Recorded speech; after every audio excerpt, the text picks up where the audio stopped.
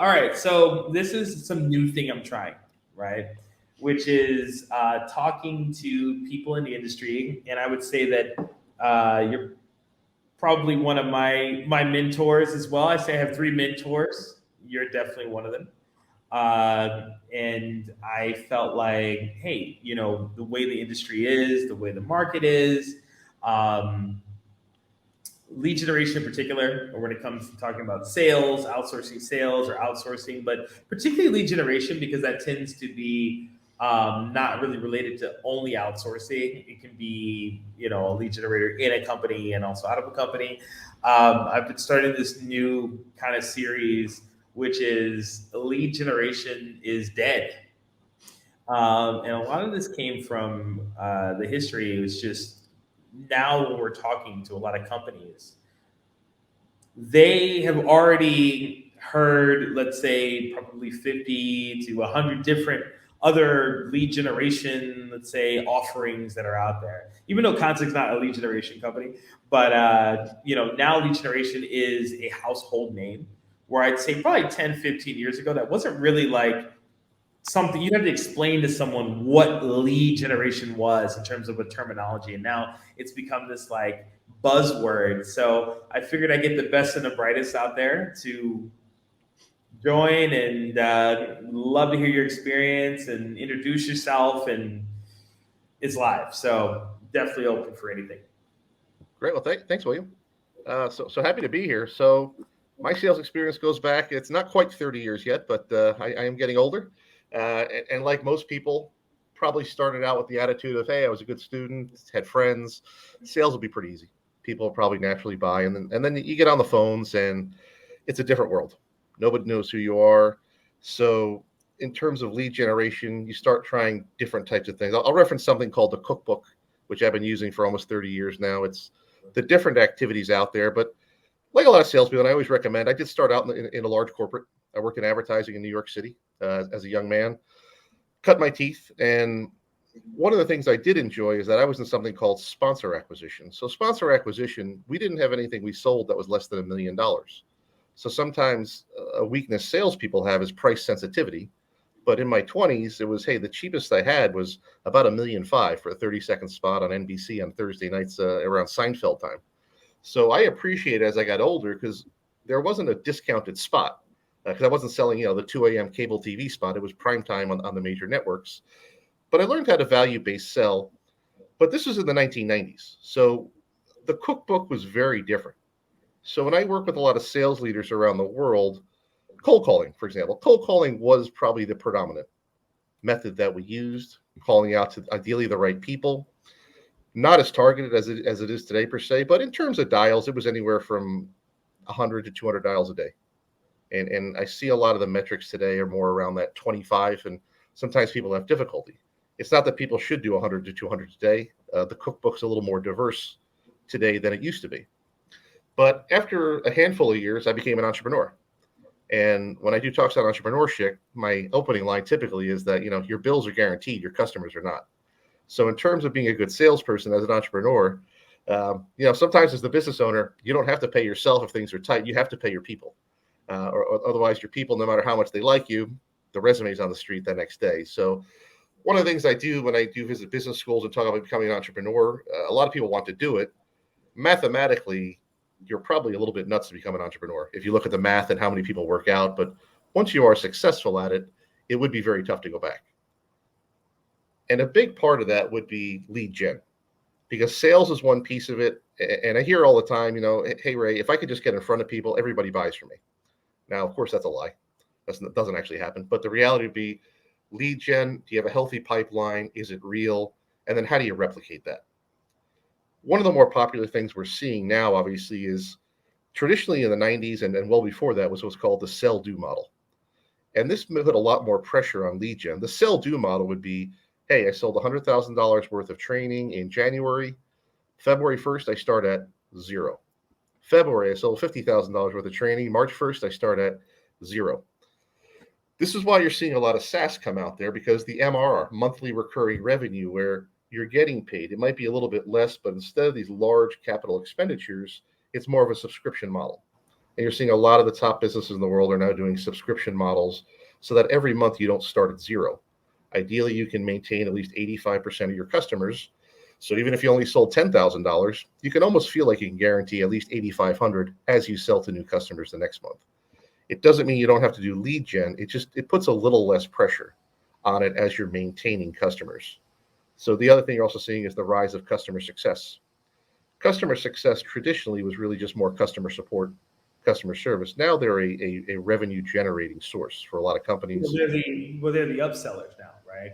Yeah, So more than not, you have a sales target on a customer success person that's based on upselling and cross selling and providing new streams of revenue, right?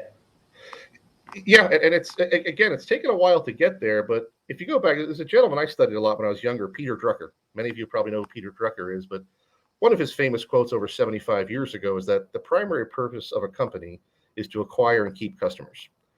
The MRR model is absolutely that. So it's that, hey, maybe we don't need 1,000 customers anymore. It's always nice to have 1,000, but hey, what if you have 100 highly targeted who buy from you on a monthly or an annual basis? They continue to go. And of course, with the cost of living, there's an increase that comes each year. So a lot of focus on maintaining those existing customers, but you still always want that hunter team. You still always want to see that lead gen out there. And if we go back in time a little bit, the origins of lead gen. So, I mean, as an entrepreneur, almost every business I've started, and I've started 12, they're service-based, from recycling to consulting to training to an inbound call center, an outbound call center. I now own a tire business. That was my latest one. I started a tire business in the Philippines this summer. Margins on tires are actually quite good. I had to research it at first, but it's an interesting business. Tell me about that. Actually, I could have got involved. That's kind of cool. A tire business. It's out by the farm. So we have Yokohama and Dunlop tires, but we have some decent ones. So it's just one is the strategy, getting the partners out there, but it's retail. It's retail, but I'm excited about it. But if we look at the origins of lead gen, one of the things that we find is I'll tell a quick story, and this isn't that long ago. It's the mid '90s. So a good friend of mine from childhood moved to Atlanta. And he had a mortgage business, and he did well. He had partnered with a gentleman who was from North Carolina. They had done well in the Charlotte area, moved to Atlanta, a bigger market. They did really well. Here was their whole lead gen model. They would go to courthouses in the state of Georgia, the county courthouse in each county in Georgia, South Carolina, North Carolina. Now, when you buy a property in the United States, everything is held down there. So it shows who's the person who gave you a mortgage. Now, what they did is they targeted companies that had received mortgages from about 4 or 5 very high interest lenders. So predominantly people who had subpar credit were still able to get a home. So what they would do is they would basically just copy the names down, and they did an outbound mail campaign. They were killing it. I mean, at the time, a lot of their junior loan officers were making low 6 figures with not a lot of experience, but literally sending someone saying, hi, Mr. or Mrs. X, we know you're paying 12.5% to XYZ Financial. Even with your credit, we can lower that to 8%. So not the prime rates, but a dramatic cost savings. We can pay off your bills. And it was predominantly targeting mostly middle class within the Carolinas and Georgia. They killed it. Mostly it was just inbound, but it was very manual. They didn't have computers. It was phone calls and mailers, sending out the mails. And then each person was ideally going to get about 100 people a week. So they would drive to Atlanta is a large city too. There's very rural counties in Georgia too. So they drive to a very rural county, and a lot of times there's not that much competition. So they're sending out 250 letters to, I don't know, Valdosta, Georgia, and maybe a 30% call-in, 75 people, closing rates about a third. And there's only so many deals a person can handle a month anyway. But there's a lot of those that go back there, and that's not that long ago. When I started in New York, so other than cold calling, part of the cookbook was basically being a commando in office buildings. So security was not that tight back in the day. It was even less tight in the suburbs. So you would have salespeople from, let's say, Xerox in an office park in New Jersey or Long Island, and they'd be getting chased by security, but their whole goal was, could they get into the office, talk to the boss, and try to sell a copier? Same in the city. You could walk into offices a lot more then, and get a car. Like the guy who was selling the vacuum cleaners back in the 80s and 90s, show up to your house and show you the vacuum cleaner, vacuum out your house a little bit, and then that would be the way that you would actually do things, right? Yeah. So very manual, very time consuming out there. But again, they were effective behaviors out there. And again, probably, the cold call piece, everything was manual. When I started selling, CRM was sort of just becoming a thing. So that was a very difficult challenge I had as a young leader, was getting people to use CRM, because typically the pushback was, why? I'm a salesperson. These hands are not designed for typing. They're designed for shaking hands and counting money. So had a very hard sell with a lot of my salespeople to say, hey, look, we're actually capturing information. It will make prospecting easier. It will make account management easier. But because traditionally with CRM, it just makes my manager be Yep, able to say, yep. I want to put. Yeah, absolutely. Yeah, easier to hold them accountable. So it was a little bit of a battle, but you have to incentivize people. Yeah. So, it's interesting that you kind of go into that space right now, because this is actually something that I am very passionate about, because I've seen a shift, right? From people resisting the idea of sales to people resisting the idea of even a conversation that even remotely resembles a potential sell. And I have to use all those words in the front of it, because that's effectively what lead generation is, which is the concept of even starting a conversation on a potential value that you can totally say no to at any given point. I just want to chat with you in order for us to see whether or not you may or may not need something like this. Give it a 5-second review, say no or say yes. Either way is okay. Why, considering, and you have so much experience in kind of this space in terms of sales, business development, and everything, why is it that we have moved into a space to where even that light touch, when you're looking at GDPR, you're looking at things like that, spam, super spam blocks, it's really blocking any ability for anyone to have a business conversation that could be totally innocent. Based on what you've seen in the past and based on what you're seeing now, why have we moved to that point to where a comfortable business conversation that might be new is considered so incredibly threatening?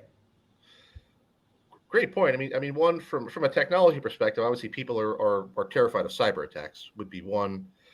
The other is the way the conversations are happening. So, as a business owner, I'm also on the buyer side a lot. And what I've noticed, especially during the pandemic, is sometimes the approaches are too automated.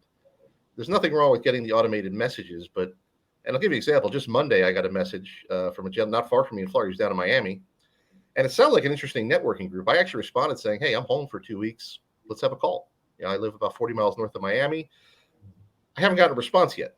As I read it, it was an AI generated email, but it's one of those where it's been 2 days now. And it's one of those where, okay, you're not really tracking it. And what I've gotten many times, I shared with you the other week, is I've gotten stuff where I've already accepted to talk to the person. And then I get another outreach of, hey, my boss would like to talk to you. We already have a meeting set for Thursday at 3:00. So it's so automated, nobody's controlling the flow. The other, though, it does go back to a foundational principle, though, of business, is the trust equation. And I think this is probably the hardest thing people have, where it just, C plus R plus I over SO. So credibility plus reliability plus intimacy divided by self-orientation equals trust. Because the challenge is that people have been empowered and they talk about themselves too much. So even when people sell to me, they don't ask me many questions. Predominantly, it's a bit of the show up and throw up. I had a guy the other day, he mispronounced my name. It's not the big, but it's not that complicated of a name per se. And even by location, it was 2 weeks ago. It was a lead gen company. You say Raymond? I think it was Roy. So ROY, not that big. You got the first letter right. But it's, I've had ones where it's not even close. Like, hey, Derek. I'm like, that's not even close to Raymond. But sometimes you get that, and I'm like, you're reading the wrong line in your spreadsheet. I'm on one below.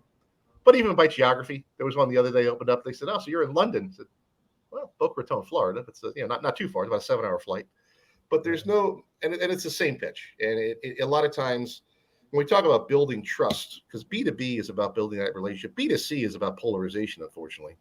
But with the trust equation, a lot of times people are more talking about themselves, their company, their product, not so much saying, so, hey, what are some of the challenges in the training industry you're facing right now, or in the outsourced sales industry? What are the top 2 or 3 things you're facing in 2023? Because it's almost like making a friend in a ways where it's, let them talk about you. You think about relationships. Well, that's But actually a really interesting point because that's something that I've been thinking about recently, which is in this new norm and also in a modern era. Making relationships and having natural, cold approach conversations is it's rare, right? These days even dating can be done through an application where all you need to do is just open up and there's no cold approach. There's no thinking about your conversation. There's no actual genuine dialogue that you need to come up with. There's no nervousness you need to overcome. It's just a machine that's going to do that. And that's the same thing that you mentioned with your automated experience, which is look, if I just do this on the list and if I just send out this number of emails, this will happen. And then robotically, it should amount to this algorithm, which should be a cell. And that's actually quite scary. And that's starting to be the reason why I'm thinking that, you know, there needs to be a large shift in terms of how business is done in terms of lead generation specifically. yeah, I mean, absolutely. I mean, if you look at with BPOs, for example, what has changed over time? So a lot of times when those started, I mean, originally with the U.S., a lot of stuff started to go to Ireland back in the 1980s. Or is out there. So hey, who's this person with this different accent calling your say? And then India, Philippines, where I've had my businesses, where it's where does the trust come from? But it's still the same principle, the trust equation. But I think the biggest lack is that it's what they call me focused versus others focused. I have very few calls where I'm the potential buyer where they're others focused, meaning me. It's more going through here's what we do, and again, I'm a fairly nice guy, so I don't sit there and say, okay, so this is the sixth lead gen call I've had in the last 2 weeks, and all the metrics look the same. The pitch is the same. I will say the PowerPoints are prettier today than they were when I was younger, but at the end of the day, it's just which slide has your pricing. Okay, we could just do that, and it's because everybody kind of sounds the same, but a lot of it's just they're not engaging, and to build trust does require getting to know them, having honestly a little bit of chit chat, talking through a little bit of the talk to get started, depending on how a person likes to buy. But a lot of that is taught at this point. But I find it's kind of when I'm the potential buyer, it's been forgotten a lot. When I think about the people I buy from, not that I have to be friends with all of them, but yeah, there's a relationship. I mean, I know what's their favorite football team. I probably know where they went on vacation. They probably know where I went on vacation a little bit. And that was I lived in Asia for about 12 years. I've been back home in the U.S. almost 11 years now. There was no difference in that perception in terms of building those relationships. I do find it's more transactional today. But a lot of that does have to do with, one of the differences I do see is that with the metrics. So you talk about blurred lines in modern practices. One of it is it's going to sound bad, but too metrics focused. So it's almost like people are looking at what the metric needs to be, and then how do I get it there, rather than what's the actual reality on the ground. I would equate it to when we're little kids. Remember when you learned long division, and your teacher would say, "Hey, I need to see your work. Don't just tell me that 9 divided by 3 is 3. Let me see how you work that out." Get an F on a paper just by not showing your work, even if you get the answer right. But so with that though, and sorry to kind of jump in on that, ultimately, the biggest concern that's happening is that do the numbers actually, and you might have been getting to this, like do the numbers actually support the newer version of it? Because the argument will be scale, volume. Well, guess what? We are reaching out and having more volume than we ever could have imagined in 1998, 99, right? Is that the argument? But you're removing the human experience. You're turning everything into like this like cyborg, right? Chat GPT era of the world, which will remove the natural reality of you being able to write and understand, actual dialogue.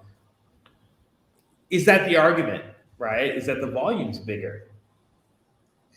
I mean, obviously, we're always looking to scale, but I think as you mentioned, things like ChatGPT, you can get great messaging from it. Absolutely, I'm not against it out there because you can get great messaging. There's a lot of great messaging that's been done out there, but I mean, they're just copying what people have already put in there in the large language models. But the challenge then becomes when you do get to the human experience, it doesn't match. So it's a friend of mine posted on LinkedIn the other day, and he said, people want to post what it is to be a great leader. And you can go to ChatGPT and use the right prompts and say, this is my leadership style. It'll look really good. He said, the problem though, is then when people meet you or talk to you, that's actually not you. That's something you just scraped off the internet. So it is similar when we get these automated messages, and some are very good. I mean, pain's typically the best way to sell. Hey, these are the problems we find in industry X, and we can help people through this, and that. Do you have 15 minutes for a call? Okay, so let's say they struck a pain point that we're dealing with. Let's go on a call. But then a lot of times what happens is that because there's not the connection between what was the original messaging and now we're talking to a rep, and it's, hey, our issue was we're having a huge problem with, let's say, a declining interest from the SMB market. Everything's multinationals, too much power. So in terms of SMB, hey, how can you help my call center in terms of getting more SMB clients in Southeast Asia? And then they go generic on us. So that's kind of there's the whole missing piece. Even with AI, I'm finding with salespeople, as we're doing a sales call, I mean, I'm still a pen and paper guy. And, I wouldn't say it's the most efficient, but I write down the pain people tell me, and then I'll transfer it into my notes. There obviously are note-taking that you could do without having to try anymore, but psychologically, they still say the best way is your brain and your hand writing has the greatest connection, so that when I read back this summary to you, William, here's what you shared with me about your business and what you're looking to achieve, there's greater, but I'm also invested in it emotionally. Whereas if I had an AI machine do that, sometimes people just aren't really listening. Well, it's all going to be captured in that, and maybe I'll listen to it again. But it's a different experience. It's kind of like living your own life versus watching someone in a movie do something. It's a different experience. Right. No, absolutely. I mean, because that's always been what I've noticed as well. Because we hear a lot of, on our side of Consic, we hear a lot of prospects and people saying, well, look, at the end of the day, we don't really need to outsource any of this. We're going to automate it. We have automated systems that's going to do all of our lead generation, sales, pitches, and everything. Now the AI is here. Eventually, this is going to be a trade that's gone. But then, that's kind of a very similar argument that we make, which is the human element is still going to be super important, because ultimately buying is a humanly emotional process. You're not going to get that from a robot, right? Unless you're, not thinking about, charging very much, because I've never seen a single item that's worth over a certain amount that isn't sold with a human being that you need to talk to, whether that be jewelry, software, food. Once you get to a certain price point, you need a human element there.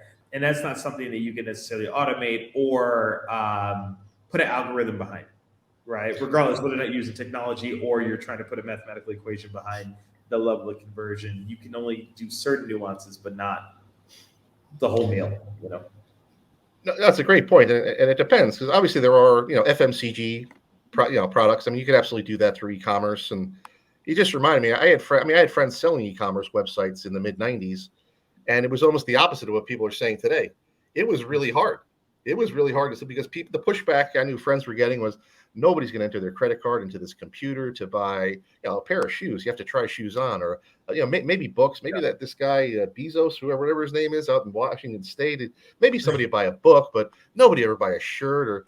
And again, I'm a middle-aged guy, but I mean, most of my consumer purchasing is done online, I would say. But B2B, there's always that relationship, and it's not always the cheapest person. It's typically the person you feel he or she and their organization can solve the problem. And that person, maybe they're not the person, doing the actual solving, but that's the person I can call if something's not working, or where do I do that? And that's where, when we talk about back to lead gen, is that a bigger part now is more highly tailored networking.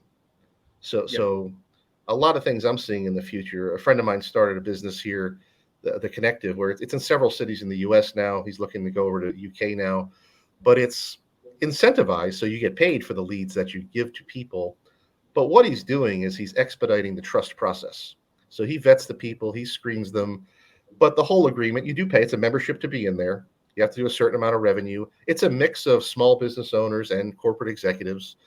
But basically the unspoken agreement or spoken agreement is that, yes, I am willing to open up my Rolodex to members of the group should the right introduction be there. And again, you do get paid for it if they do close business per se. But there's breakout rooms. You get to meet people and network throughout there, and that's growing. But it's one where what would many times take people several months or years, it's able to get done quickly. But that's because of the group. So it's a little bit of kind of the closing agreement he would have would certainly be, this is what you're agreeing to. It's about $1,500 a year. These are the types of people in the let's say the New York chapter. This is what should be, and you could visit. There's the old, hey, come try before you buy. Come visit, see if you like the people.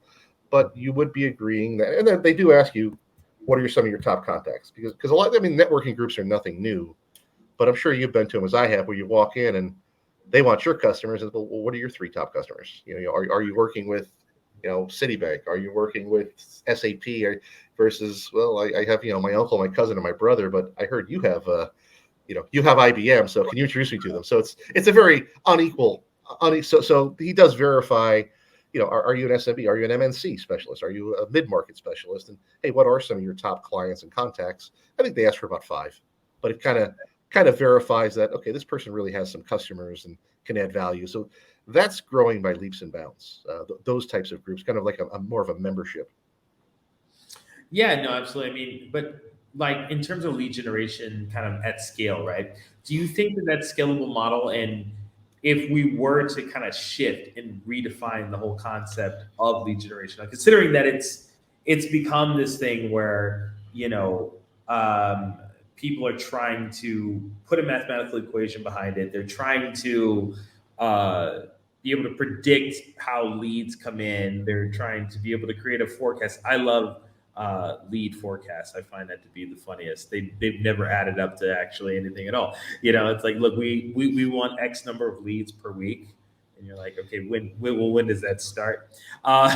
So and considering all the chatter and all the buzz right now, where people are talking about lead generation, I mean, that model in terms of the small group, that's great for a network and networking components, but at scale, right? What kind of happens now? I mean, do we kind of go back into that model where it's the relationship, it's the networking, it's the small groups? Do we go further into this tech algorithm focused thing, or do we create something new in this market to be able to redefine lead gen? Yeah, I mean, the answer is both and. Because I mean, the challenge a lot of times businesses, they go with the zero sum of, hey, do I go 100% tech or do I go back to 100% handshakes and cups of coffee? And the answer is both out there, because it's going to be a mixture. So when I mentioned something called the cookbook, it's a little bit, hey, what are the different activities that we're going to do out there, and then measuring them. So I mean, metrics, I mean, they are extremely important. I don't want you to think I don't think they're important, but a lot of metrics people are using are more just optics for investors versus real metrics of, how many networking events are you going to? So a Singapore example, I remember there was, I mean, people had to, I can't say they had to, but that was their goal: 6 networking events per month. And at those events, can you get 3 business cards? Because my belief was, you go to a 1-hour networking event at AmCham Singapore and you get 50 business cards. You didn't have 50 good conversations in 60 minutes versus, hey, you can have 3 good conversations in an hour, so that when you call William on Thursday, hey, maybe you found out, he's a Bears fan, and you talk about the latest team or something to break the ice, but he remembers you. He just doesn't say, oh, you were at that meeting? I don't remember you at all. Oh yeah, the person with the red shirt on. Isn't that an American Club Singapore polo you got on right now? It is. I still have many of them. Notice but that. it's but the so it is a mixture. So there is the ongoing automation, and again, the email automation. I mean again, they're calling content now becoming non-tent, but by focusing your messaging, and it's an iterative process. So we do have the tech side of it, which goes on via AI, can work really well, but there's still that human element of it, because if it's purely tech, you're not really building those strong foundational relationships. But again, the other way is just not scalable. The other way is, okay, so you met 6 people, great. Maybe one of them buys, versus, hey, okay, we shot it out to 2,500 people. Are we getting 2.5 to 5% of people saying, okay, I'll even take a call with you? Now we're bringing it to elements. So it's usually anywhere from, we'd say, 6 to 8 different behaviors or activities. Again, years ago, there was probably 3, and it was typically cold calling was the heaviest, which people don't like cold calling. They didn't like it back in the 90s or 80s either, by the way, but it is because people dislike it so much, it is a differentiator now, because it's, oh, wait, hey, this is a real person having a conversation. It's not the 87th email saying, we're the greatest in the industry, but it is setting up that cookbook, but then tweaking it. What's working? Because there's, even networking events. So we'd say, hey, the last 2 deals we closed, that came out of the, let's say, Singapore International Chamber of Commerce. Hey, how come we're only going to 1 of those a month? Why don't we go to 2 or 3 of those? And we got some really good leads. Versus the XYZ Chamber of Commerce, been there 5 times. It's, there's good food, wine and cheese, but nobody does any business. probably stop going unless, hey, you want to pay out of your own pocket, go have some wine and cheese, great. But measuring those activities, and then, hey, cold calling, how many things are coming in, inbound via email campaigns, and then we start to build those metrics, and you kind of build that, the sales machine. Hey, we're doing a nice blend of it. But that's the mistake a lot of people make. They go too heavy on one side or the other. It's keeping that balance and also giving reps their input too. Hey, what are you best at, Mr. and Mrs. Rep? What other tools are you using? And it's interesting because something that I've been saying to a lot of our clients, because people say, well, what medium do you use? Are you just an email outbound company and stuff like that? And I'm like, actually, we're mixed martial artists. So we'll do cold calls, warm calls, LinkedIn outreach, outbound email, maybe get a referral. We might show up to your local coffee shop just to be able to make sure that a conversation can happen, right? The goal is to try to get to a conversation, but particularly with cold calls, and this is actually something that I would love to get your input on. The world is starting to put walls up for cold callers, okay? For lead generation in general, for outbound sales, any kind of new conversation is dead, right? That is the whole point of this, reason why I've been putting it out there. But when you mention cold calls, there are phone trees now that are designed to block you. So if you talk to, back in the day, you could call the front office and, let's say speak to the secretary or the front office, right? You can say a name, you can explain the reason for your call, you can refer to or mention an email that you sent to them or whatever, what we would like to call a gatekeeper or whatever we want to call it. And then that person could transfer you over to the actual person. Now, they've evolved. So the larger the company, the person at the front office literally is incapable of transferring you to whoever you want to talk to. Like, technologically incapable. Like, they have no ability to be able to transfer any calls unless you say a specific number that was given to you by that person.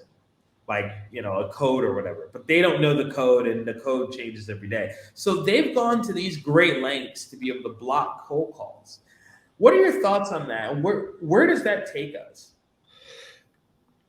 No, great question. And that's also why, people aren't doing 150 to 200 dials a day as normally now because it is harder. Now, there are tools out there like Lucia, Ring Central, where you can get people's cell phone numbers to go through there.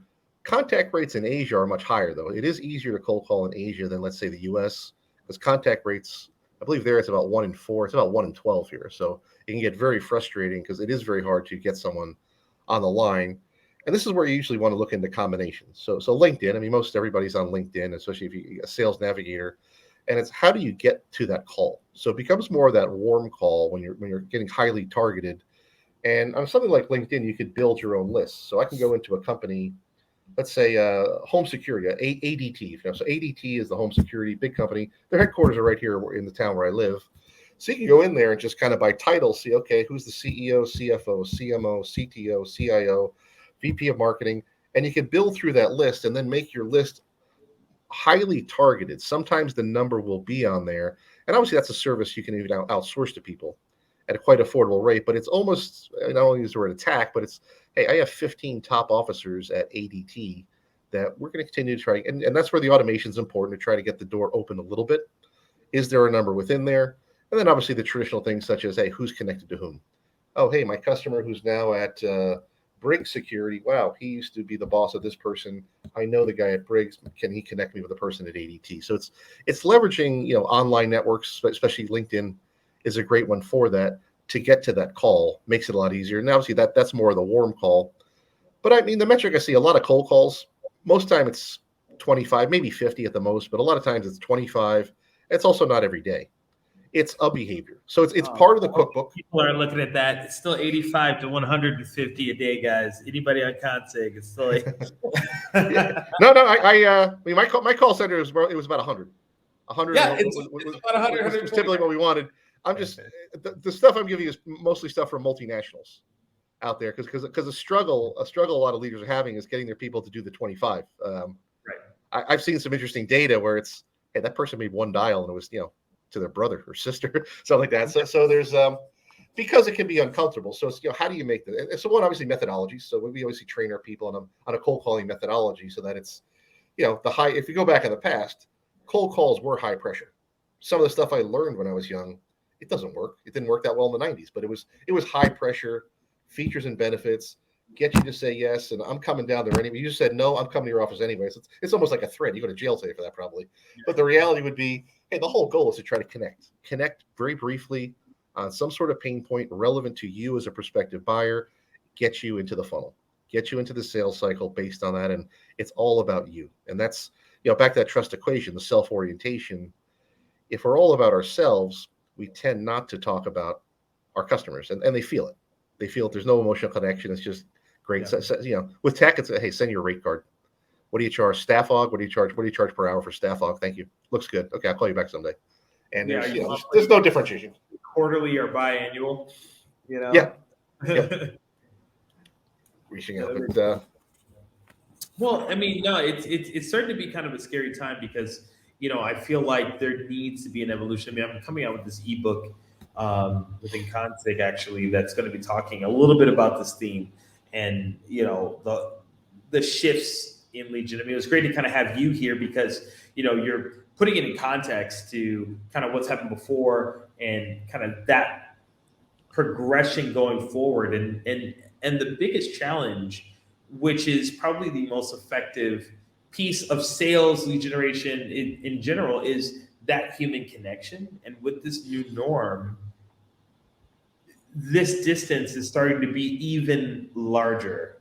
And it's killing the opportunity for people to actually do sales. So when people are, let's say, on the selling side of things, let's say you're a product trying to sell into the market, you're wondering why your product isn't selling. Well, that's because the opportunity for you to be able to sell is actually a lot smaller than it was because you can't have the conversation, be able to show why you're really great. And at the same time, individuals who are struggling to make a decision because they're being thrown all these different random options that might not be what they're looking for, well, the buyers as well are missing out. And I mean, I would make the argument, maybe I'm biased because of the industry I'm in, but I would make the argument that that's because you can't have conversations anymore. You can't have conversations really by email through GDPR. You can't have conversations via the phone due to call trees. You can do it through LinkedIn in some capacity. Slowly but surely, these walls are coming up, and it's actually kind of a scary reality, and that evolution needs to be there. Yeah, I mean, the other, I'm thinking through some of the buying experiences, and part of it's the listening because things are recorded. And I shared with someone the other day because sometimes people come on and say, "Hey, do you mind if we record this?" I'll usually say, "No problem." But I mean, the reality of that is, a senior executive may not be as open about the weaknesses in his or her team when they know they're being recorded by a sales rep in Singapore or San Francisco. Whereas if it's just two people having a conversation, it's, yeah, hey, we have a huge weakness in, let's say with our CRM uses, huge weakness for my sales team. Got to get them comfortable with it. Maybe it's, I don't know if it's just too complex of a system or not. A lot of execs are probably not going to say that, knowing that, hey, here's some sales rep I don't even know yet. I'm not going to open up and tell them my personal fears about my team out there. I'll probably keep a nice guard up, per se, and just kind of talk them through. And again, that they're just, that connection doesn't build based on that piece. And sometimes it's, well, why are you? I get recording for training purposes, but you can also just role play that, is what I share. But I know companies that want to record everything out there, and it's just people may not be as open. They may not want to be as vulnerable on tape. Yeah, well, definitely with the AI. I mean, we use Fireflies in here, so a lot of things are recorded in terms of our meetings and things like that. So that definitely impacts things. So interesting. So look, we have 10 minutes left on this, so we can kind of go into any topic in terms of sales, lead gen, Q&A, the future of business networking. Just this is my first time doing this, Raymond. So you're one of the people that actually put. I am definitely not a media person. I'm not a journalist, I'm a salesperson, and you're one of the three people that put me into the sales game. So I had to have you on as my first trial with this thing. What are some of the areas, let's say, within particularly the sales space, global sales and kind of the cross-cultural space that you find to be particularly interesting now that you want to address, if at all? Yeah, I mean, keeping it on the topic of sales, I mean, there's a generic one. People say flip the script, and I wouldn't say it's something to flip the script, but it goes back to a fairly old article by Michael Porter. He's the famous strategy professor at HBS, and famous article, "What is Strategy?" I've been sharing that with a lot of people recently to get people to talk about their business, because one of the things we've talked about for the past 45 minutes is that it seems like the conversations are not as deep as they once were. And one of the things to make sure, because some of us, you can be naturally focused on other people because you're naturally curious. You want to get to know them. Some people, it just doesn't come naturally, but you can force it. You can practice it. Now, what Porter spells out in What is Strategy in 3 simple questions would be, typically, your product or service is one of 3 things. You serve the few needs of the many. So getting people to talk about themselves, it's just like building a friendship or romantic relationship. Is people like to talk about themselves. And if you're the person who's eliciting that, they connect with you much more quickly, even on that first sales call, that first date. So let's say, for example, the strategy number 1, the few needs of the many, Jiffy Lube. Got my oil change at Jiffy Lube the other day. They don't fix your car. They do your fluids, your brake fluid, your washer fluid. They do your oil change. You're typically in and out in under half an hour. It's X amount of dollars. It's safe. So what's the barrier to entry? Do you have a vehicle? You got a car, whether it's a 2022 Porsche or a 1963 Ford Gremlin, it doesn't matter. You need oil in your car. You need fluids. So that's one, getting people to see it, because sometimes they're not that clear. Number 2, we talk through it as kind of the broad needs of the few. Because, by the way, with strategy 1, few needs of the many, that's hardcore prospecting. That's where the cookbook is, hey, how many different activities you're doing, because the barrier to entry to buy your product or service is very low. Pretty much anybody with a car can actually go to Jiffy Lube and do that. There's a lot of different services such as that. Strategy 2, by the way, the broad needs of the few. Now, that's things like private banking. And a lot of times private banking is, people with at least $10 million of liquid wealth to start. That's usually not a cold call. It's usually not calling somebody randomly saying, hey, you got over 10 million in a checking account you're saving. That's more target. That's more account management. So that's where we want to go super deep, more client research, bigger ICPs when we go through that. The third one, the broad needs of the many, but in a very narrow market. So that was Walmart's strategy. And why is Kmart always in bankruptcy? Walmart's booming because Walmart didn't go to New York, Chicago, LA, San Francisco. They went to small town USA, Bentonville, Arkansas. Whereas Kmart was trying to compete in the big markets where lots of competition. So that's kind of the third one. And that one is more fitting many times in more emerging markets. So, when you look into the emerging markets, people say, hey, the budgets are not that big, but also many times the competition is not as grueling. It's, when I look at competition in a place like, let's say, New York City, AWS, for example, has over 100 reps just for that city. I know places where they have 1 rep for an entire country. That's 100 reps just for one city. So it's one of those where the downside of that is that's tremendous competition, though. Versus, hey, when there's only a couple of games in town. So that's strategy 3. So that's one of the things I found is kind of asking, especially a brand new prospect, these types. It's more cerebral approach. It also helps them connect, because whether you're naturally curious about other people or not, it kind of forces you to say, hey, I want to get an understanding. And by the way, they may be all 3. It could be by product line. It could be, with our applications, hey, that's absolutely broad needs of the few. By our database, that's anybody. You got a computer, great. You can buy our solutions per se. So that helps. Because again, when I think about my buying experiences, and I'll give you one more. So when I was in the Philippines on my farm this summer, I bought a bull. So he's a very gentle bull. He's like a Ferdinand the bull. I named him Lawrence Taylor. Happy Raymond, and I don't get the invites. Okay, this is. I was there. We moved around Luzon quite a bit, but so I was joking. There was a guy selling to me, and I said, I just gotten back late June. I said, hey, I'm just back from my place in the Philippines, so I'm dealing with a little jet lag, but let's talk through it. And I said, I just brought up, say, by the way, actually, I bought a bull. I grew up in New York, New Jersey, and to me, it was kind of cool. When one of the neighbors said, hey, want to get rid of this bull? I said, I'll buy him. Fine, bring him over. And it's one of those where I don't even think I got a chuckle. He just went right into his pitch. I'm like, did you hear? I just said I bought a bull. Like there was no curiosity. Like, oh, hey, how big is the bull? And hey, how do you feed a bull? What's all the things beyond that? I said, well, I had to Google say, what do you do with a bull? But yes, we do feed him, and he has a nice life on my farm. But that was a reality. I got zero reaction. It was almost like, hey Ray, are you done? Because I'm going to pitch you.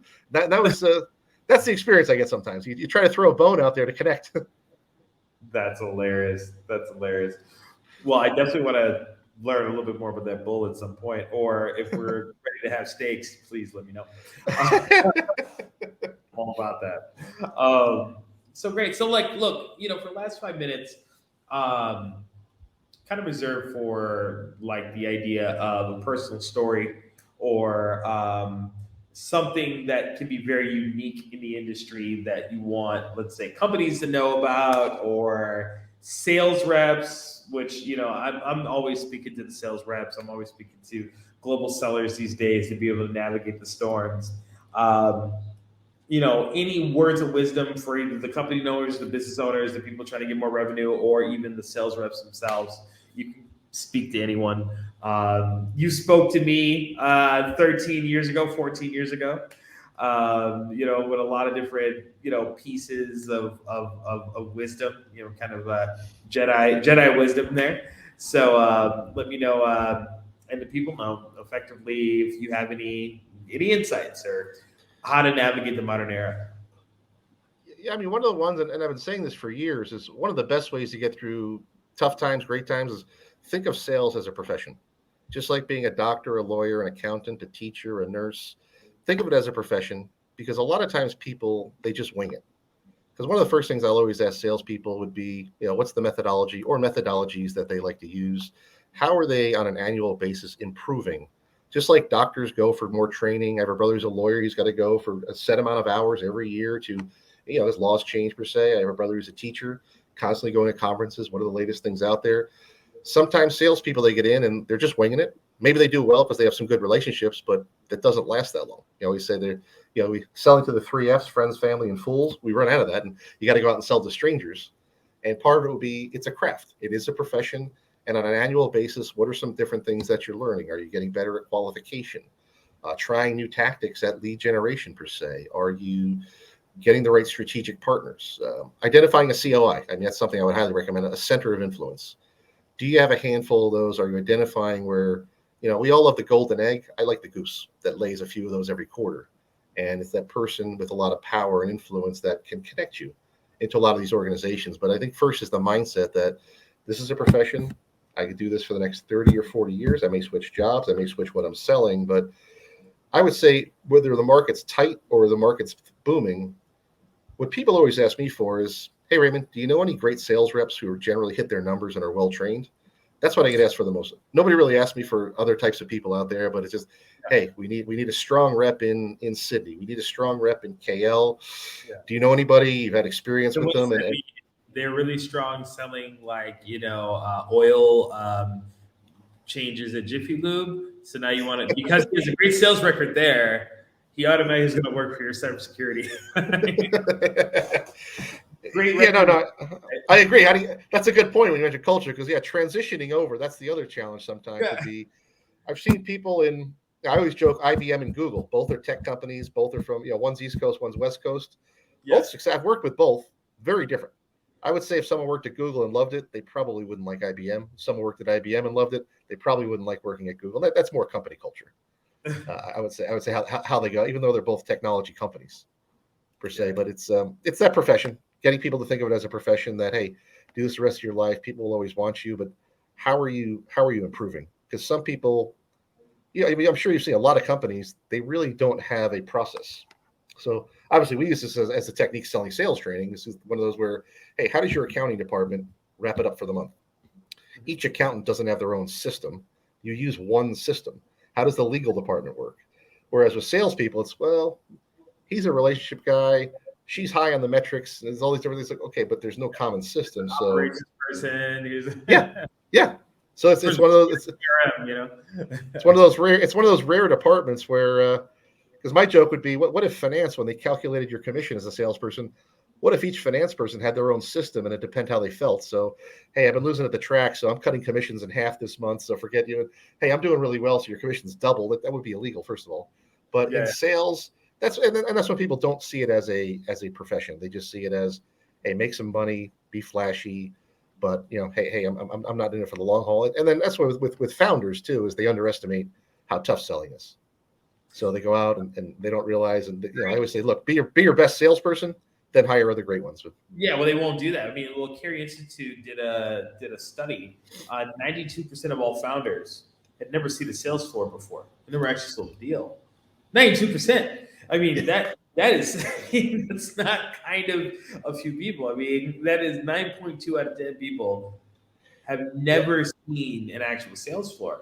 And that kind of leads me to your point about it being a profession. And this is something that you mentioned to me, I would say, more than a decade ago, which is like, look, this being a salesman or a saleswoman or a salesperson is an actual profession that needs to be looked at. This is actually from you to me early on when I was getting into the game.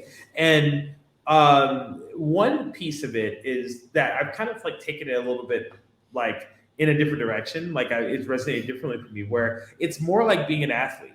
You have quarters, you have, seasons, you have your stats. And if you see your sales career and your sales profession as an ongoing thing, doesn't matter what company you work for, you were X percentage during this time, you were X percentage during this time, and you consistently grew over these periods of time.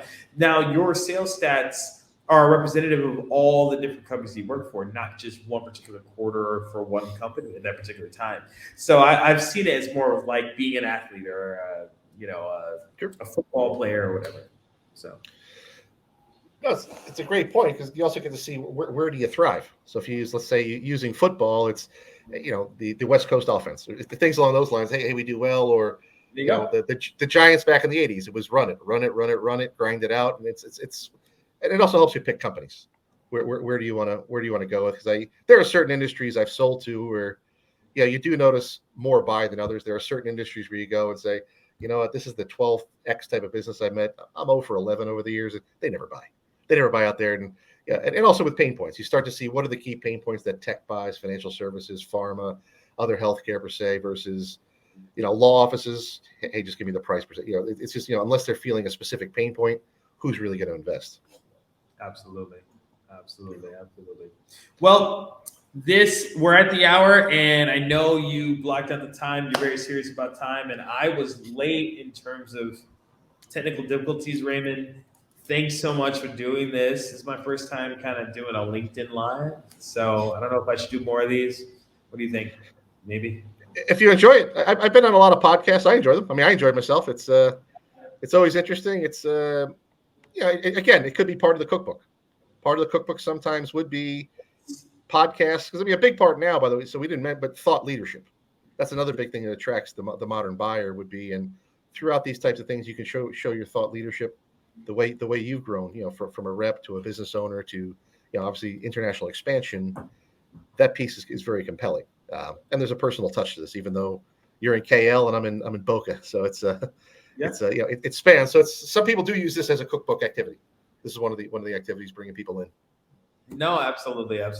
Well, I must tell everybody that, this is definitely one of the super mentors who saw me early on as an intern, trying to get into the sales game. And, it means a lot that you'd be willing to kind of do this hour with me. So I really appreciate that. And let people know how to reach you or reach out for whatever purpose.